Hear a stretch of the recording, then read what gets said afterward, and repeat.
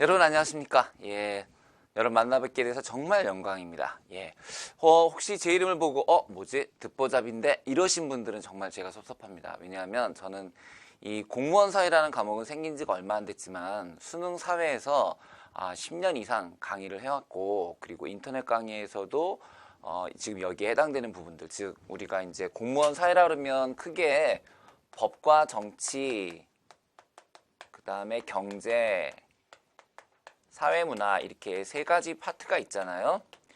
보통은 이제 대부분의 이제 수능 선생님들이 공무원 사회를 가르치실 때 이거 중에 어느 한 가지만을 전공하셔서 그 한 가지 과목만 맞거나 뭐 두 개를 맞고 다른 분이 이렇게 하시는 경우가 많죠. 아니면 뭐 이제 심한 경우에 이제 공부를 해서 가르치시는 분들도 많은데, 저는 이 세 개의 과목을 그 전에도 이미 다 인터넷 강의로 이 과목들을 여러분들한테 수업을 했었습니다. 그러니까 갑자기 나타나가지고 뭐 공부해서 여러분들 가르치는 게 아니에요. 법과 정치는 스카이라이프에서, 스카이라이프 교육방송에서 매주 일요일마다 제 방송이 TV를 통해서 방송이 됐었고요. 그 다음에 경제는 KT 에듀, 예, KT에서 운영하는 KT 에듀에 제 강의가 나갔었고요. 사회문화는 지금 현재 이투스,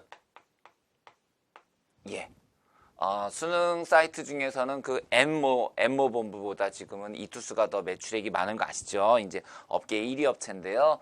저는 이 세 군데에서 이미 다 이렇게 법과 정치, 경제, 사회문화 수업을, 강좌를 그냥 이렇게 뭐 학원에서 수업한 게 아니고 공식적으로 인터넷 강의를 제공한 경력이 있기 때문에 이 세 과목을 제가 혼자 하는 데 있어서 가장 적임자다. 저 나름대로는 우리나라에선 가장 적임자다. 이렇게 생각을 합니다. 저 혼자. 근데 아마 여러분들도 이 정도 경력이면 내가 좀 따라가도 되겠다라는 생각이 드실 거예요. 그죠? 예. 자, 그래서 저는 이 세 과목을 다 사랑합니다. 정말 완전히 사랑합니다. 이 세 과목을. 그래서 제가 생각할 때는 이 강좌가 길죠. 예, 깁니다, 여러분. 뭐 이제 한 50강 정도로 이제 오늘 첫 출발을 하는데요.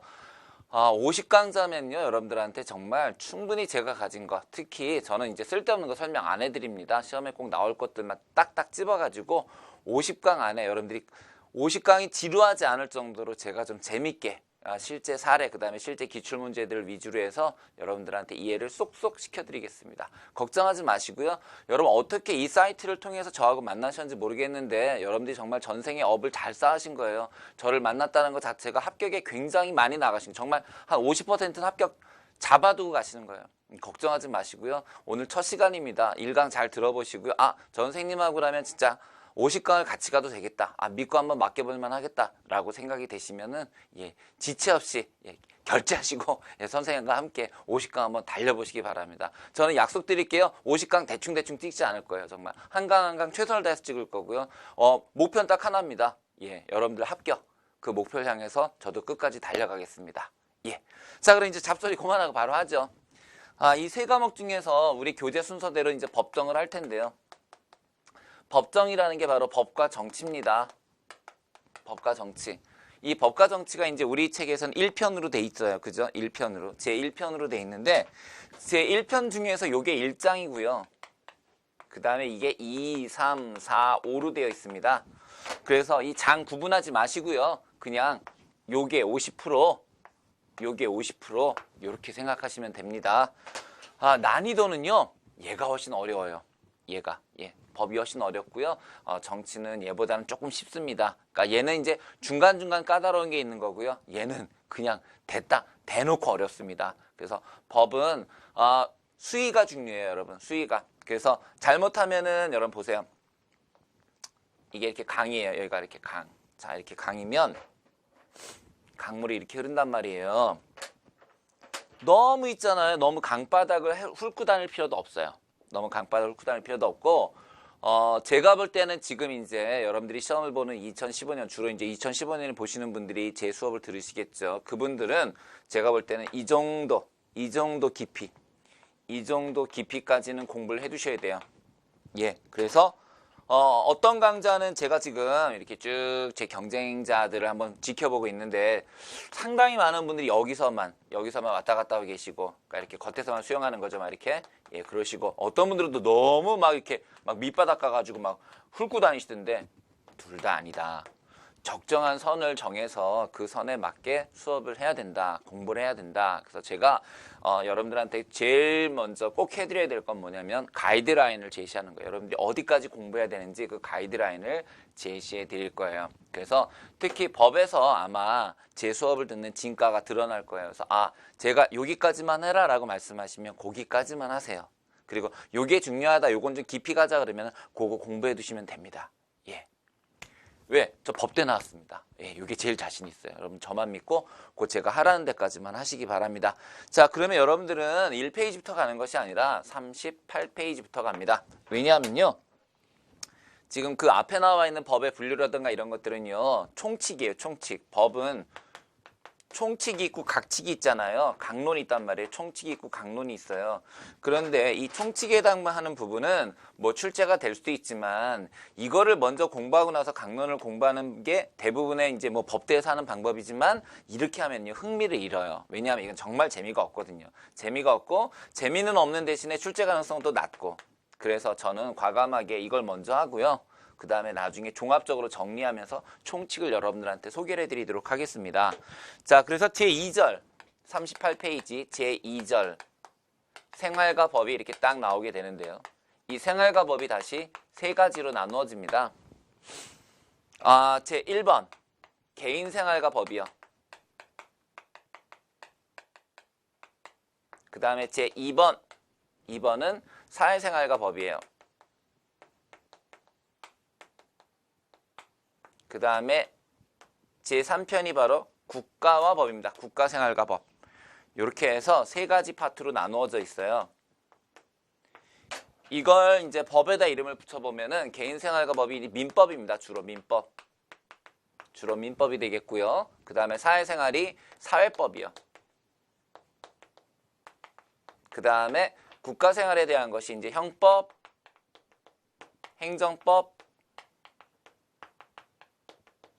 이런 내용이 들어가고요. 이 고등학교 교육과정에 상법이 없어요.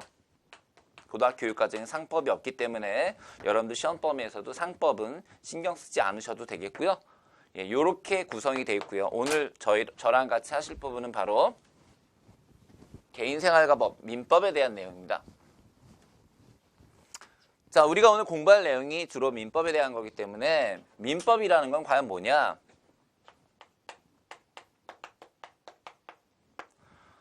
민법은요, 개인과 개인 간의 관계예요. 개인과 개인 간의 관계를 규율하는 법이 되겠습니다. 그래서 개인과 개인 간의 관계를 규율하는 법은 주로 이제 내 신상에 대한 부분들, 뭐 가족이라든지 친족에 대한 거, 이런 것들이 될 수가 있고요. 그래서 뭐 상속이라든지 뭐 이혼, 혼인, 이런 것들이 될 수가 있고요. 그 다음에는 계약에 대한 부분이 들어갑니다. 계약에 대한 부분.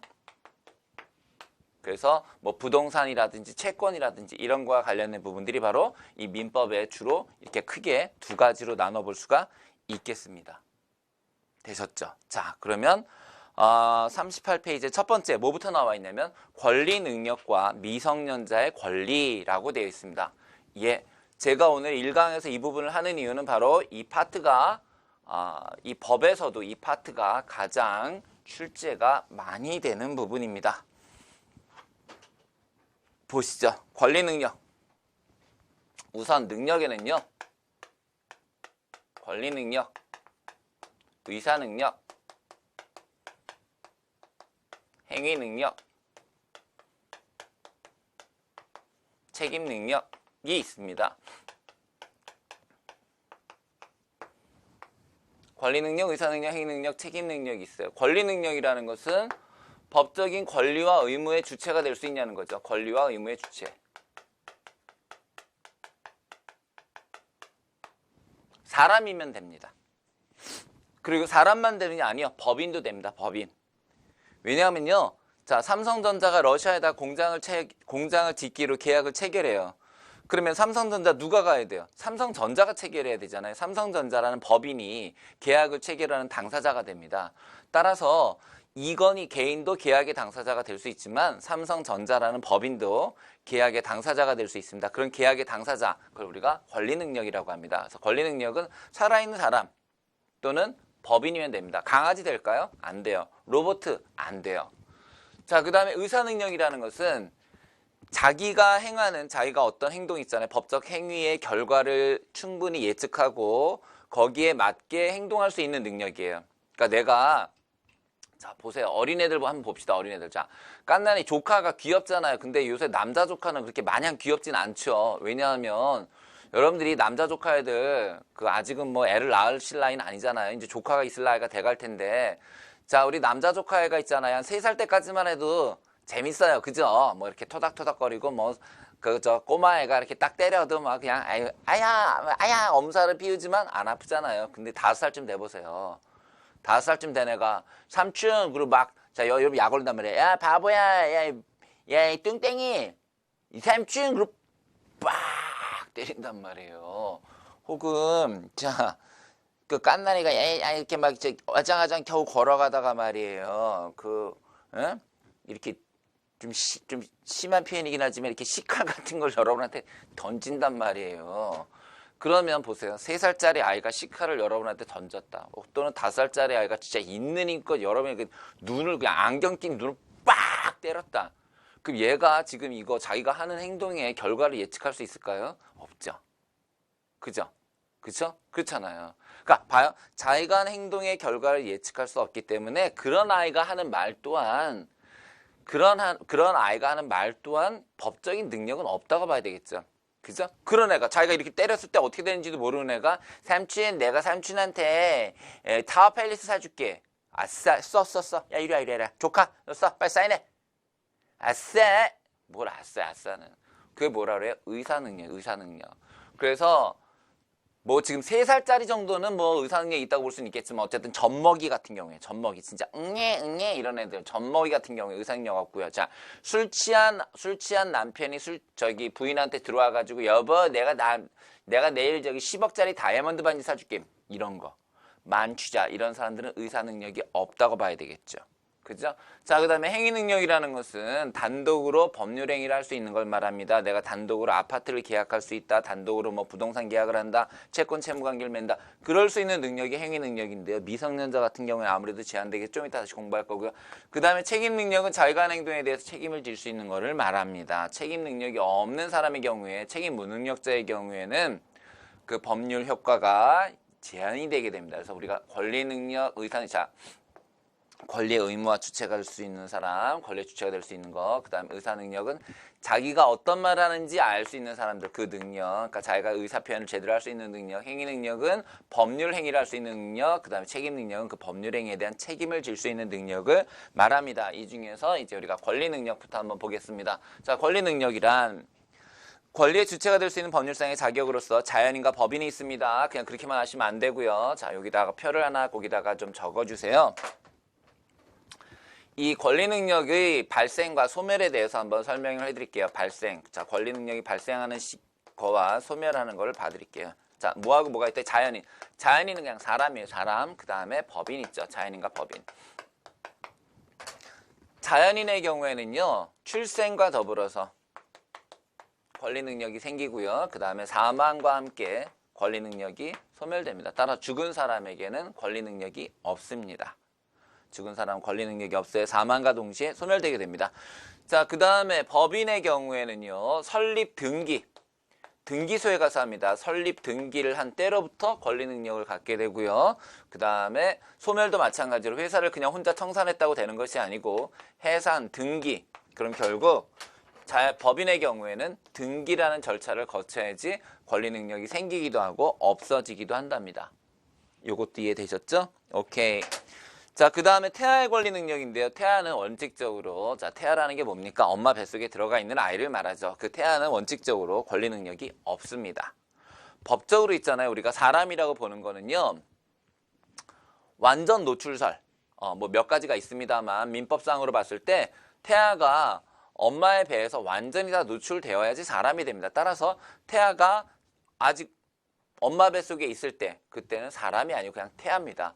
태아는 권리 능력이 없기 때문에 태아가 무슨 아파트 계약을 할 수도 없고요. 그 다음에 어떤 법률 효과를 발생할 수도 없습니다. 단 민법에서는요.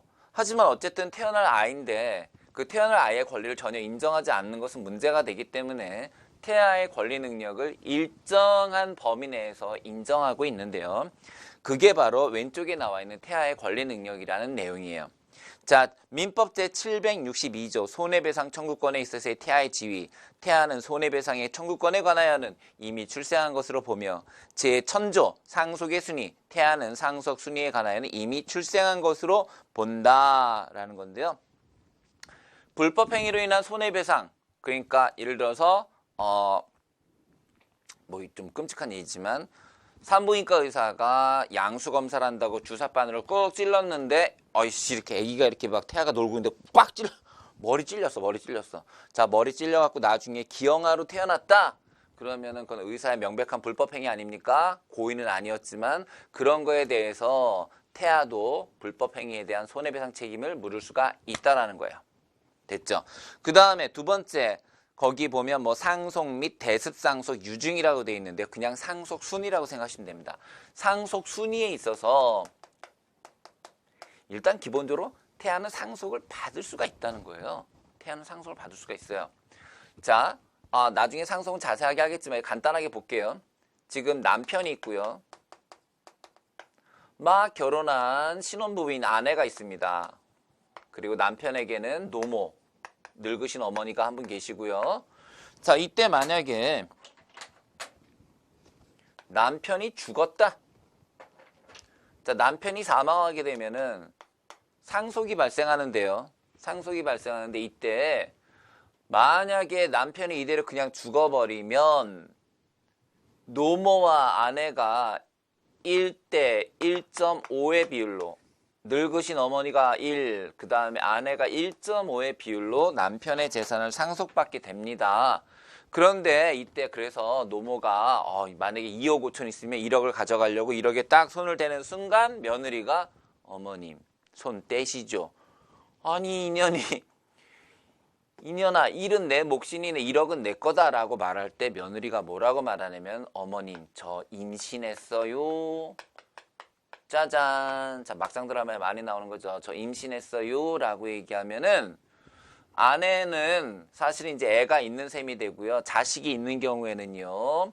직계, 즉 이 돌아가신 사람, 돌아가신 분의 직계 비속이 있는 경우에는 직계 존속인 어머니는 상속권이 없어지게 되고요.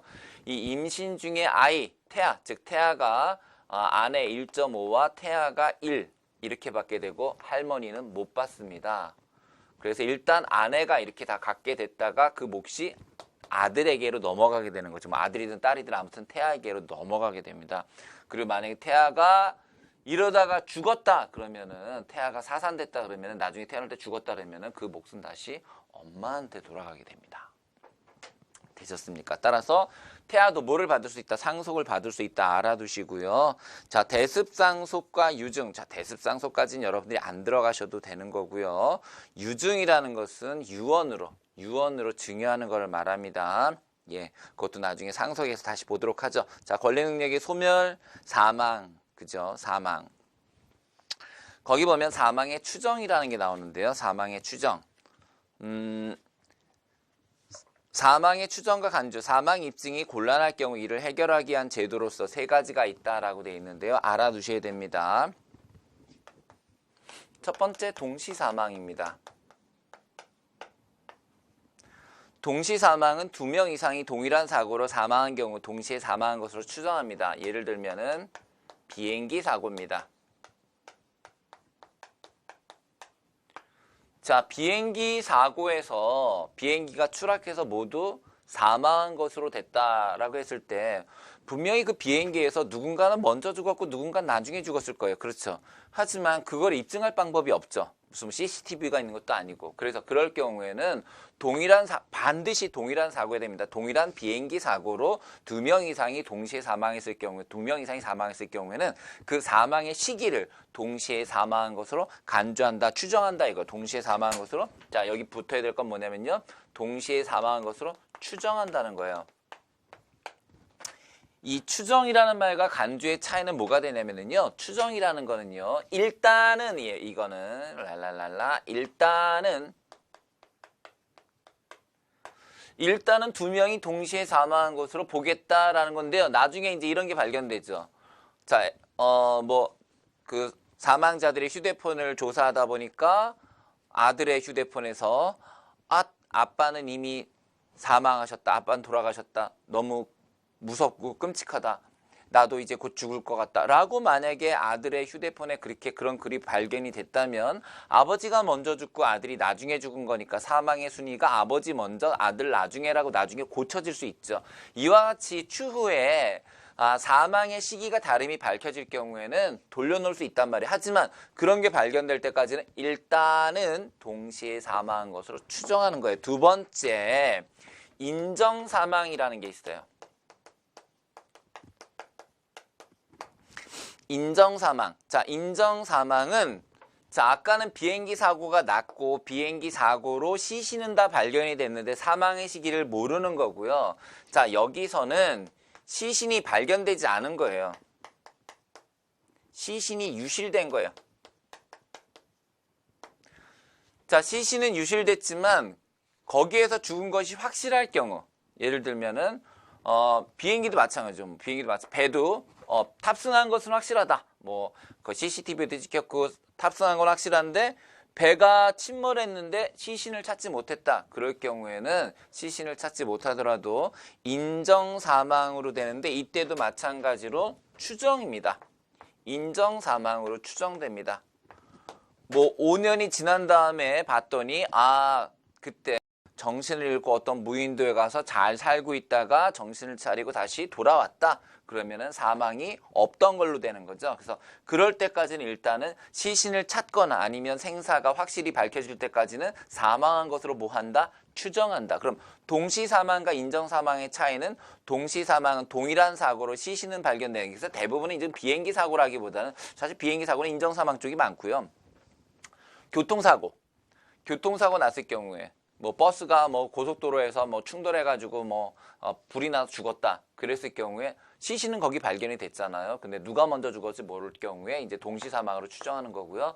비행기나 선박 같은 경우에 시신이 없어졌다 하더라도 그 비행기 탄 것이 확실했을 경우에는 인정사망으로 추정하게 됩니다.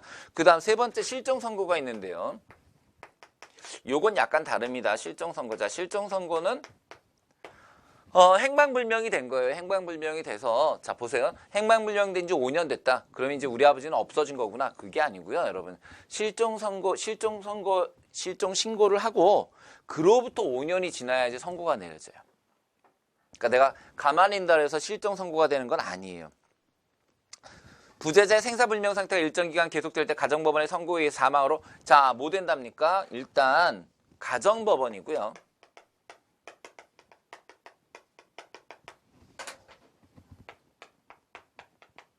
간주입니다. 간주라는 거는요. 그렇게 사실이 확정되어 버리는 거예요. 나중에 이걸 뒤집을 만한 아주 결정적인 증거가 발견되지 않는 한 이거는 그럴 거야 하거든요. 일단은 그렇게 보자라는 거고요. 얘는 아니에요. 얘는 그렇게 확정지어 버리는 거예요. 사실을 확정지어 버리는 겁니다. 그래서 가정법원의 선고에 의해서 사망으로 간주된다. 추정의 경우와 달리 반증만으로 사망을 뒤집을 수는 없으며 취소 절차가 별도로 재판을 받아야 됩니다. 별도로 재판을 받아야 됩니다. 그래서 실종 선고를 해서 사망자로 되어 있는데 그 사람이 이런 경우에는 되게 이제 그 전쟁 때 많이 일어나잖아요. 전쟁으로 분명히 베트남전에 가서 사망한 것으로 간주됐단 말이에요. 근데 나중에 그 사람이 멀쩡히 살아서 돌아와. 살아 돌아왔다는 것만으로 그 사람이 다시 산 사람이 되는 건 아니고요. 법원에서 이 실종 선고 취소 소송을 해서 해야지만이 산 사람이 됩니다. 그 다음에 왼쪽에 보시면 실종 선고의 요건에서 부재자의 생사불명 상태가 일정 기간 지속돼야 되는데 그것이 보통 실종의 경우에는 5년이고 특별 실종의 경우는 1년이다 그랬는데 특별 실종이라는 것은 비행기가 아예 버뮤다 삼각지에서 사라졌다. 그런 거요. 그런 경우. 자, 그런 경우에는 1년. 전쟁이나 뭐 그런 부득이한 경우에는 1년이다라는 거죠. 그 다음에 또 한 가지 알아두셔야 될 게 실종 선고의 경우에는요. 5년이 지나야지 이제 실종으로 간주가 되지만 3년이 경과하면 이혼이 가능합니다. 남편이 없어진 지 3년이 지나게 되면은 3년이 지나게 되면 남편이 사망한 것으로는 보지 않지만 이혼은 가능합니다.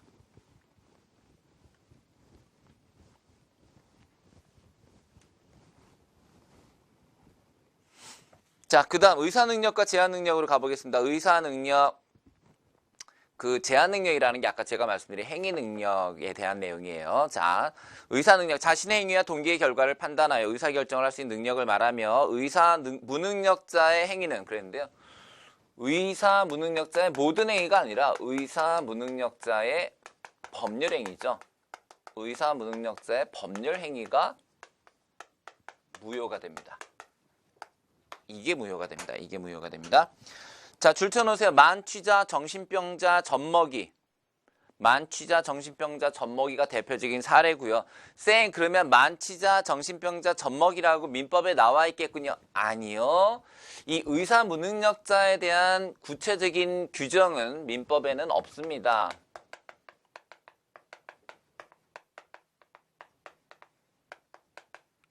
민법상의 구체적 나열은 되어 있지 않습니다.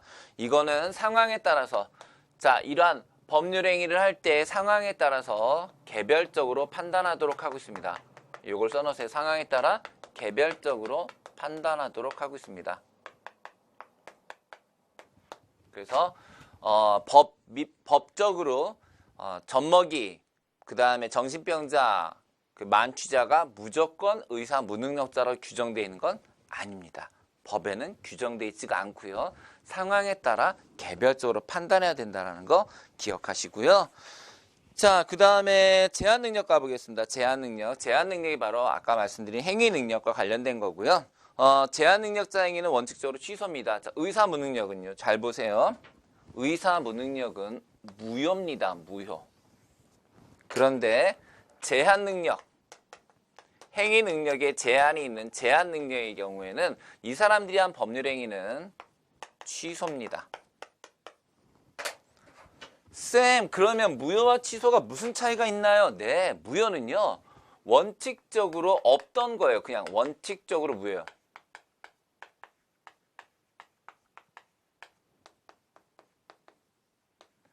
그러니까 이거는요. 내가 굳이 이거를 입증할 이유가 없다는 거예요. 응? 이걸 굳이 입증할 이유가 없어요. 그래서 내가 나 당시에 젖먹이었어요. 나 갓난아기였어요. 아니요. 그럴 필요가 없어요. 그래서 이거는 당연히 효력이 없어요. 그러니까 이 무효와 취소는 둘 다 법률 효과를 인정하지 않는 건데, 다시요. 이 둘의 공통점은 둘 다 법률 효과를 인정하지 않는 건데요. 얘는 무효라는 거를 밝힐 이유가 없다라는 거예요. 이거 무효야라고 할 필요 없이 원칙적으로 당연히 무효예요. 갓난아기가 한 말은. 하지만 제한 능력에 대한 것은요. 요거는 취소인데요. 취소는 취소라는 행위를 해야지 소급해서 무효가 되고요. 만약에 취소를 하지 않을 경우에는 그대로 유효한 거예요. 그러니까 이거는 내가 무효라고 외치지 않아도 유효가 되지 않아요. 하지만 이거는 내가 취소하지 않으면 그대로 유효하게 법률 행위가 이어지는 거예요. 이 차이 아시겠어요? 자, 구체적으로 한번 제한 능력을 가볼게요. 자, 우선 제한 능력이라는 말은 법률적인 행위 능력, 즉 단독으로 내가 법률 행위를 할 수 있는 능력이고요. 구체적으로는 내가 단독으로 아파트 계약을 할 수 있다. 단독으로 무슨 매매 계약을 할 수 있다. 이런 것들이 바로 제한 능력입니다.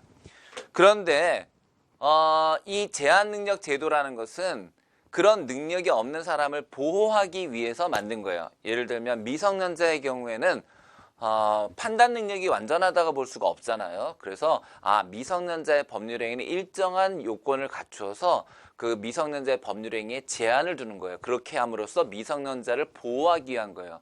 선생님, 왜 미성년자를 보호하는 겁니까? 예를 들면 미성년자가 이렇게 집에 가는데 어떤 학교 앞에서, 고등학교 앞에서 어떤 봉고차가 있다가 학생 이리 와봐 해서 꼬셔서 갔단 말이에요. 꼬셔서 갔더니 거기 뭐 예쁜 언니가 학생 진짜 예쁘게 생겼다. 한번 피부 테스트 받아볼래요? 그래서 봉고차에 끌려가가지고 피부 테스트 딱 받았더니 어머 학생 얼굴은 예쁜데 피부는 50대야. 헐.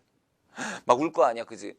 언니 어떻게 해요? 그랬더니 괜찮아. 이 프랑스에서 나온 새로운 화장품인데 딱 너 같은 미성년자가 바를 수 있는 화장품이야. 300만 원인데 12개월 할부니까 한 달에 뭐 30만 원도 안 되니까 엄마한테 얘기하면 엄마가 틀리면 사주실 거야. 그래서 좋아요, 언니 고마워요. 낼름 300만 원짜리 화장품을 들고 집으로 갑니다. 이게 만약에 그대로 유효하면 얘는 어떻게 되는 거예요? 집에 쫓겨나거나 뒤지게 쳐 맞을 거 아니에요. 그죠? 그래서 부모나 미성년자는 자기가 그렇게 한 행위에 대해서 부모의 동의 없었죠? 분명히 없었잖아요. 부모 동의 없이 그냥 300만 원짜리 화장품 결제해서 집에 가고 있잖아요. 그럴 때 부모는 부모의 동의를 얻지 않았다라는 이유로 그 계약을 취소할 수 있다라는 거예요. 그 계약을 취소하게 되면은 그 계약은 처음부터 소급해서 없던 게 돼요. 이게요, 미성년자가 진짜 최고인게요. 법적으로 최고인게요. 이국주 같은 청소년이요, 다이어트 약을 사가지고요, 막 먹었어요. 자, 엄마 몰래 막 먹고 있어요. 그러다 엄마 알겠어요. 국주야, 너 뭐 먹어? 다이어트 약이요. 이 돼지가 막 뒤지게 얻어맞고 엄마가 야, 가서 빨리 바꿔와.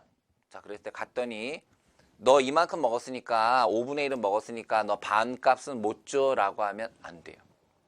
그건 아니에요. 그건 아니에요. 그거는요, 미성년자의 경우에는요, 내가 먹었건 안 먹었건 그거는 취소가 가능해요. 대박이죠. 그죠? 미성년자가 최고예요. 여러분들 미성년자면 미성년자 할 때 그런 행동 하시면 도덕적으로 안 되겠지만 어쨌든 법적으로는 그래요. 자, 보겠습니다.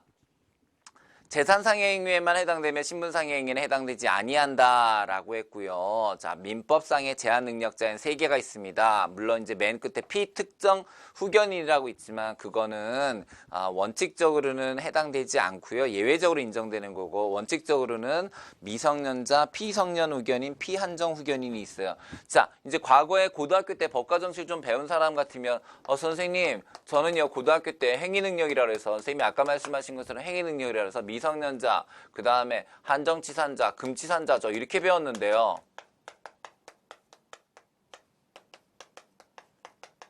그죠? 맞아요. 여러분 이렇게 배우신 분들이 많을 거예요. 이게 바뀐 지 뭐 1년밖에 안 됐으니까 여러분들이 이걸로 알고 계시겠죠.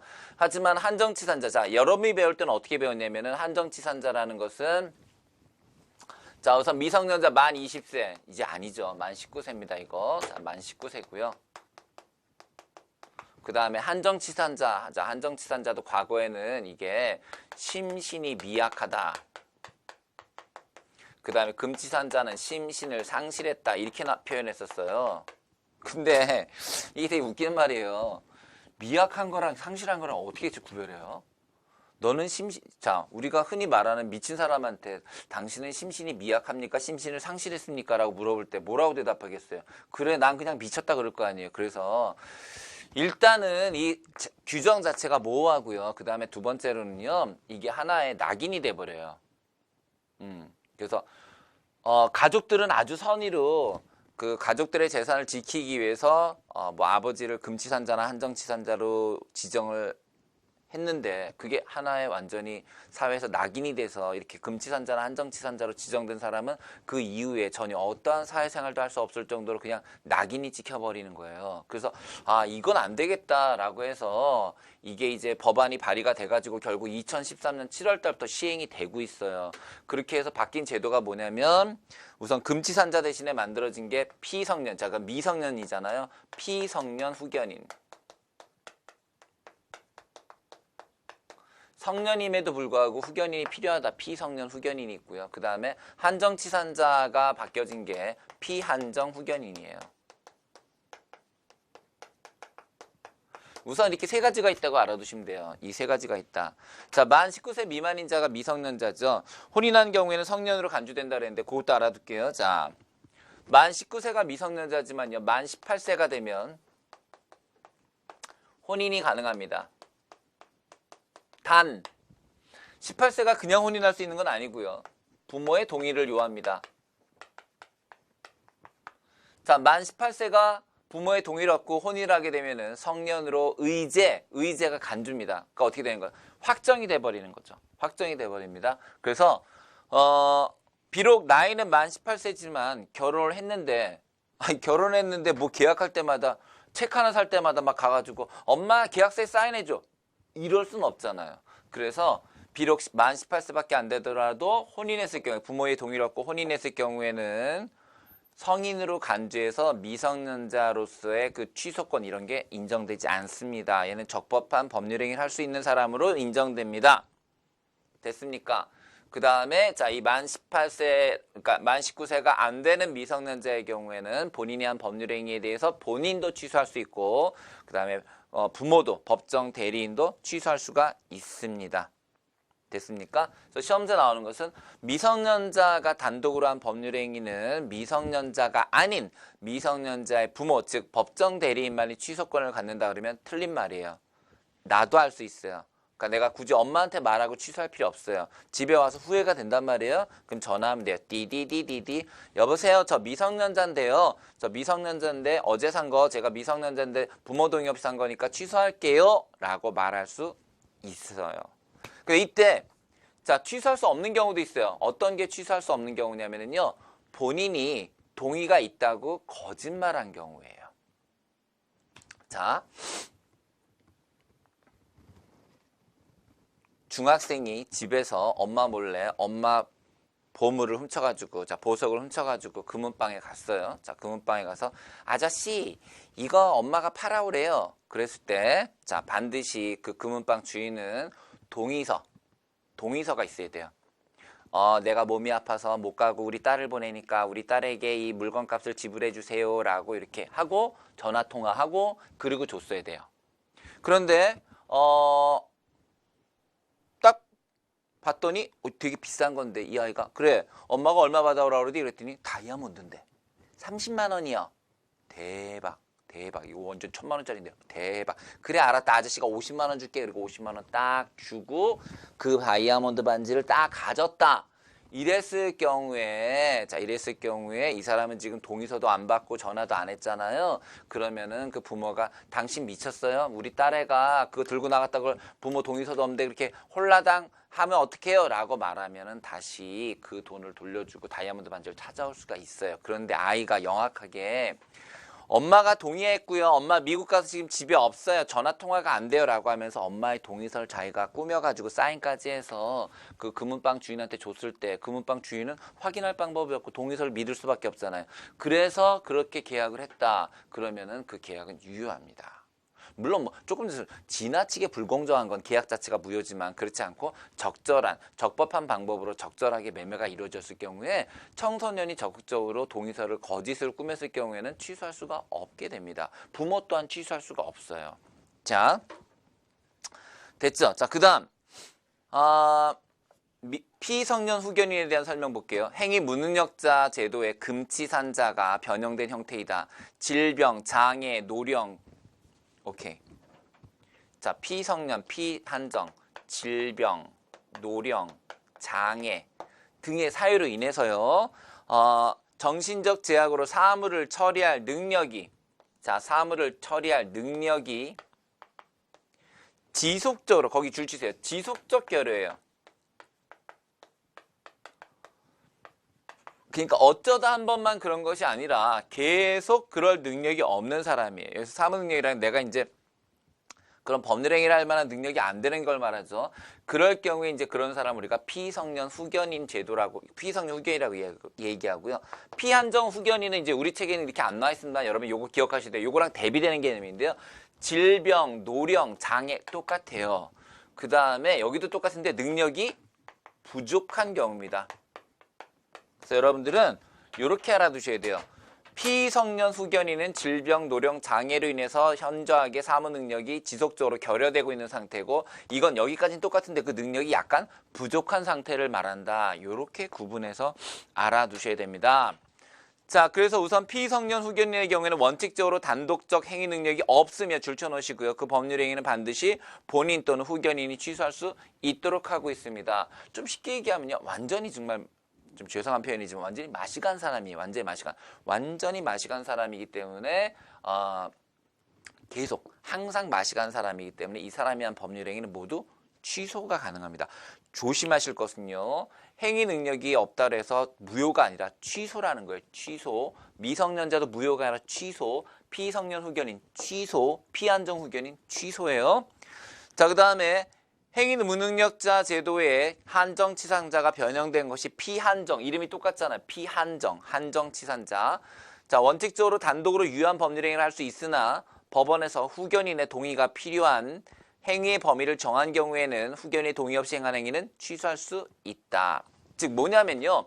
이 사람은 아주 가끔 정신이 없는 거예요. 평상시에는 정상적인 행동을 할 수가 있단 말이에요. 따라서 정상적인 행동에선 정상적인 계약은 다 그냥 인정을 하는 거예요. 백화점에 가서 물건을 뭐 사왔다. 그 물건이 다소 고가더라도 뭐 사왔다. 이런 건 다 인정이 되는데 법원을 정해놓는 거예요.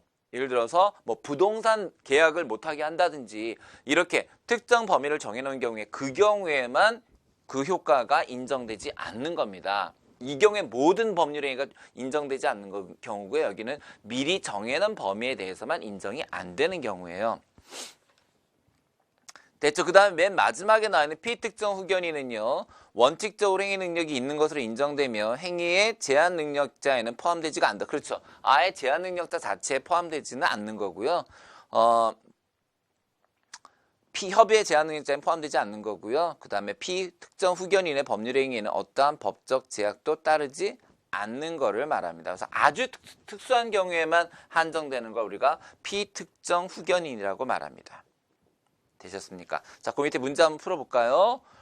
다음 중 법과 관련된 능력에 대한 설명이 바르게 된 것은 기억 1번 법인은 자연인과 달리 행위 능력을 제한하지. 아니요 여러분. 법인도 행위 능력이 있습니다. 그러니까 법인도 계약의 당사자가 될 수 있어요. 틀렸고요. 두 번째 권리 능력은 자연인에게만. 권리 능력은 자연인과 법인. 의사 무능력자의 법률 행위는 법적 효과가 없어. 즉 무효야. 정답이고요. 권리 능력을 가진 자는 누구나 의사 능력이 있어. 여러분 그렇지 않습니다. 권리 능력을 가진 자. 권리 능력은 모든 사람이잖아요. 모든 사람들. 갓난아기, 젖먹이, 그러니까 젖먹이, 만취자, 그다음에 정신병자 다 안 되잖아요. 그 세 사람 다 권리 능력은 있지만 의사 능력이 없는 경우고요. 행위 능력이 없는 미성년자의 권리는 보장되지 않아. 자, 행위 능력 미성년자 보장되지 않습니까? 무슨 소리입니까? 보장되죠. 정답은 3번이 되겠습니다. 자, 다음 페이지 좀 볼까요? 자, 다음 페이지 보시면 미성년자의 권리 보호가 나와 있습니다. 민사상의 보호, 권리 취득이나 의무 부과가 가능하고 법정 대리인의 동의로 법률 행위가 가능하다. 즉, 미성년자라고 해서 무조건 법률 행위가 안 되는 건 아니고요. 부모의 동의가 있으면 부동산 계약도 할 수 있고 채권 채무 관계를 할 수도 있다라는 겁니다. 결혼한 미성년자 만 몇 세? 그렇습니다. 만 18세가 넘으면은 부모의 동의를 얻어서 혼인이 가능하고요. 성인으로 간주되는 거고요. 부모의 동의 없이 민법상의 법률 행위를 유효하게 행사할 수 있습니다. 단, 그 성년 의제는 바로 이 민법에 한정되는 것이고요. 만 18세인데 결혼했으니까 이제 내가 술을 먹어도 되겠다? 안 됩니다, 여러분. 웃기는 얘기지만 이 만 18세에 부모의 동의를 얻어서 결혼한 성춘향과 이몽룡이는 신혼여행 가서 콜라 먹어야 돼요. 예, 맥주 마시면 걸려요. 안 돼요. 그 다음에 난 어른이니까 투표할 수 있을 거야. 안 돼요. 예, 그래서 선거법이라든지 청소년 보호법에는 인정되지 않습니다. 자, 그 다음 형사상의 보호 중요합니다. 자, 미성년자에 대한 형사상의 보호를 한번 같이 공부해 보도록 합시다. 우선 첫째, 형사 미성년자입니다. 자, 형사 미성년자 만 14세 미만인 자로서요. 만 14세 미만인 자는 아예 처벌하지 않습니다.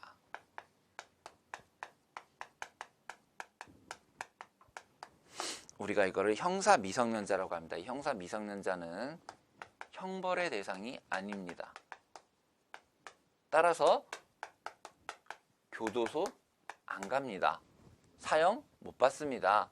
그러니까 14세 미만은 형사재판을 받지 아니합니다.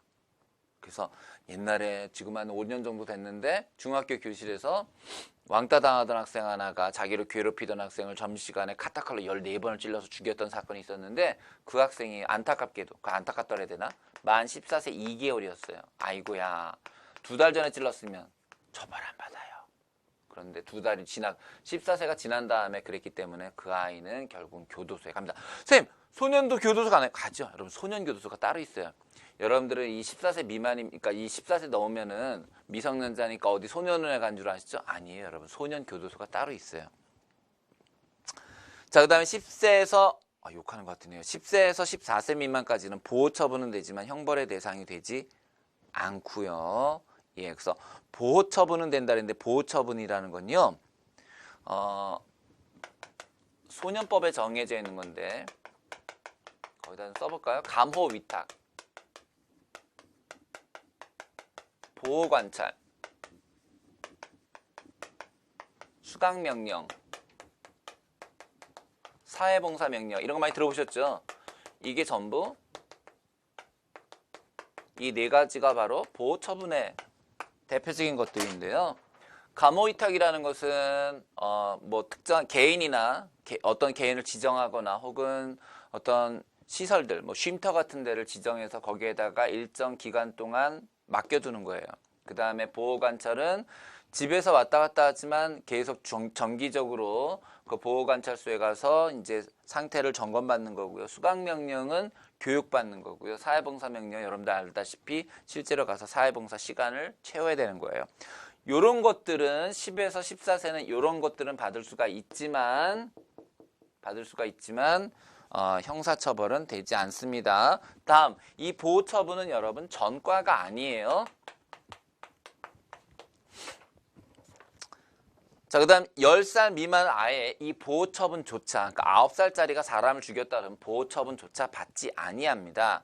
자, 그 다음에 지금 이 14세 미만까지 봤는데 14세부터 19세까지를 우리가 소년범이라고 하고요. 이 소년범은 형벌과 보호처분, 형벌을 받을 수도 있고 보호처분을 받을 수 있습니다. 형벌 또는 보호처분의 대상이 되지만 소년교도소, 소년원 등을 설치하여 성인범과는 다른 형사법상의 특례를 인정하게 되고요. 여기 나와 있죠. 보호처분은 뭐가 아니다? 전과가 아닙니다.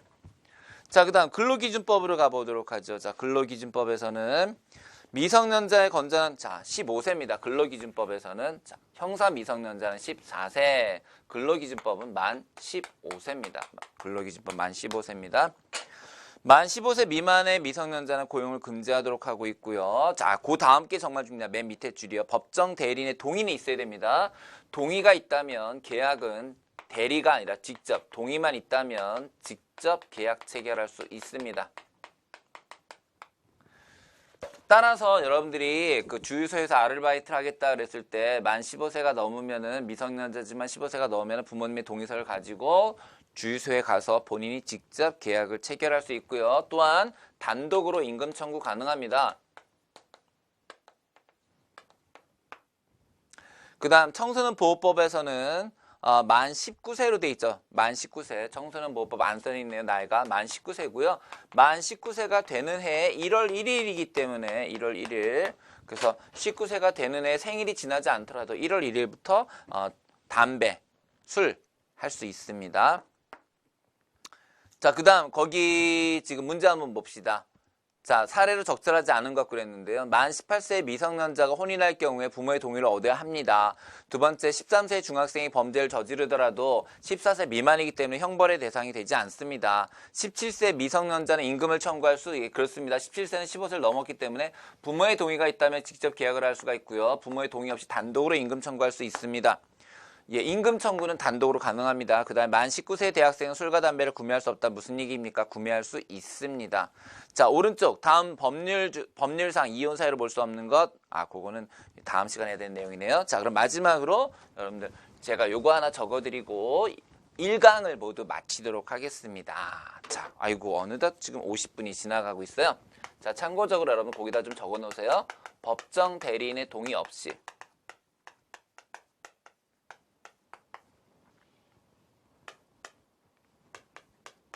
자, 법정 대리인의 동의 없이 미성년자가 단독으로 가능한 법률 행위들을 말합니다. 자, 출제가 자주 되고 있으니까요. 좀 적어볼게요. 단순히 권리만을 취득하거나 또는 단순히 의무만을 면제하는 행위입니다. 그러니까 아무런 부담 없는 증여요. 예를 들어서 뭐 외할아버지가 아유 이리 와라. 외할아버지가 100만 원 줄게. 법정 대리인 동의 없어도 그 100만 원 받을 수 있습니다. 그 다음에 의무 면제입니다. 자, 이 학생이 다른 사람한테서 100만 원을 빌렸는데 야 됐어 안 갚아도 돼 갚지 마. 동의 없이도 채무가 면제가 됩니다. 두 번째, 법정 대리인이 처분을 허락한 처분행위입니다.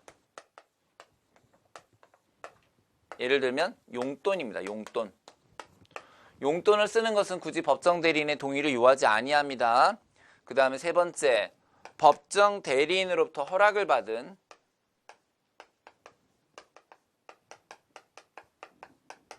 특정한 영업입니다. 자, 예를 들어서 법정 대리인한테 허락을 받고 저는 뭐 그런 경험이 없는데 저희 아버지는 사진을 하도 좋아하셔가지고 고등학교 때 그런 그 사진 현상소 DP점 그거 찾으셨어요. 그거 됩니다. 예, 뭐 예를 들어서 카페를 한다. 부모의 동의를 얻어서 카페를 한다. 됩니다, 이거. 그 다음에 네 번째, 아까도 우리 했지만 단독으로 임금 청구하는 거요. 가능하죠. 그 다음에 미성년자지만 유언할 수 있습니다. 유언. 단, 만 17세가 넘어야지 법적으로 유효합니다. 이와 같은 5가지는요, 여러분들 법정 대리인의 동의가 없더라도 미성년자가 단독으로 유효한 법률 행위를 할 수 있는 조건에 해당합니다. 알아두십시오. 예, 법적으로 중요한 내용이기 때문에 우리 교재에 없더라도 알아두시기 바랍니다. 자, 되셨죠? 예, 여기까지 됐고요. 그 다음에 한 가지만 더 추가적으로 말씀을 드리면 40페이지에 보면은 미성년자의 법정 대리인이 나와 있는데 일단은 무조건 부모입니다. 친권자는 부모고요.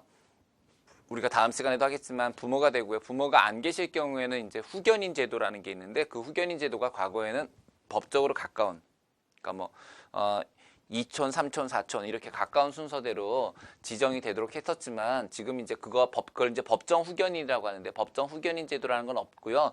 우리가 이제 선정 후견인 제도라는 게 있어요. 법원에서 선정할 수 있도록 되어 있습니다. 그래서 법원에서 예를 들어서 뭐 고모인데 고모가 하는 게 적합하지가 않아 보인다. 차라리 뭐 얘 지금 고등학생인데 담임 선생님이 정말 얘를 자매처럼 아낀다. 그럴 경우에는 법원이 그 사유를 들어보고 법원에서 선정한 후견인을 지정할 수 있도록 하고 있습니다. 되셨죠? 오케이. 그래서 지정 후견인, 선정 후견인 이런 게 있는데요. 거기까지 좀 너무 깊으네요. 예, 거기까지 그렇게만 알아두시면 되겠습니다. 그래서 부모가 우선 되고요. 부모가 없을 경우에 후견인 제도를 시행하고 있다. 이렇게 알아두시면 되겠습니다. 자, 첫 강의인데 어떠셨어요? 안 어렵죠? 그죠? 어렵지 않아요. 예, 제가 하는 내용만 잘 따라오시면 여러분 정말 제가 되게 깊이 하고 있는 거니까 여기 나오는 문제 다 맞출 수 있습니다. 걱정하지 마시고요. 두 번째 시간에 또 즐겁게 뵐 수 있었으면 좋겠네요. 여러분 수고 많으셨습니다. 감사합니다.